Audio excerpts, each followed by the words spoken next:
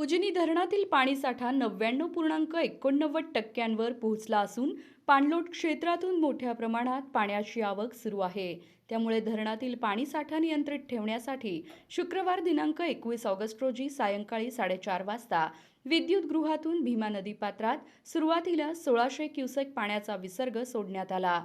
पाण्याची आवक लक्षात घेता या विसर्गात आवश्यकतेनुसार वाढ होण्याची शक्यता असल्याने भीमा नदीकाठच्या नागरिकांना सतर्कतेचा इशारा देण्यात आला आहे। नागरिकांनी नदीपात्रात उतरू नये, तसेच नदीपात्रातील साहित्य, जनावरे व इतर वस्तू तातडीने सुरक्षित ठिकाणी हलवाव्यात, असे आवाहन उजनी धरण व्यवस्थापन विभागाने केले आहे। तसेच नदीकाठच्या व सखल भागातील नागरिकांनी योग्य ती खबरदारी घ्यावी आणि प्रशासनाच्या सूचनांचे पालन करावे, असे आवाहन कार्यकारी अभियंता सु. उ. डुंबरे यांनी केले आहे।